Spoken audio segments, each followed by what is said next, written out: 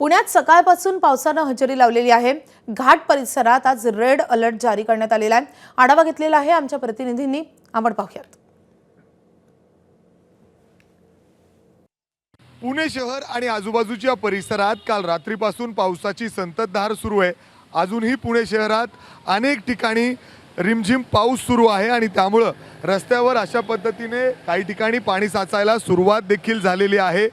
पुणे शहरात जरी पावसाचा जोर कमी असला तरी पुणे शहराला पाणी पुरवठा करणारे जे धरण क्षेत्र आहे त्या ठिकाणी सध्या मुसळधार पाऊस सुरू आहे आणि त्यामुळे पुणे शहराला पाणी पुरवठा करणारे जे 4 धरण आहेत त्यामध्ये खडकवासला, पानशेत, वरसगाव आणि टेमघर हे आता जवळजवळ यामध्ये मिळून 19.26 TMC इतका पाणी साठा झालेला आहे आणि अजूनही खडकवासला या धरण क्षेत्रामध्ये मुसळधार पाऊस सुरू असल्याने अर्थात खडकवासला धरणातून पाण्याचा विसर्ग सुरू करण्याची शक्यता या ठिकाणी पाटबंधाऱ्या विभागाकडून करण्यात आलेली आहे। आता जर आपण बघितलं तर या ठिकाणी रस्त्यावर काही ठिकाणी पाणी साचलेलं आहे, कारण रात्रभर पावसाची संततधार या ठिकाणी सुरू आहे।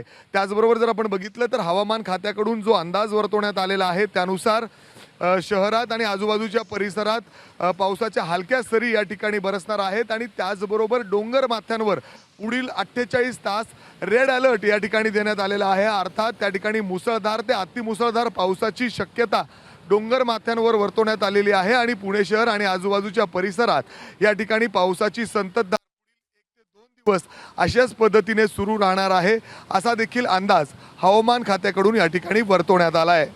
कॅमेरामन विजय राऊतसह मी मिकी घई, एबीपी माझा, पुणे। एबीपी माझा, उघडा डोळे बघा नीट।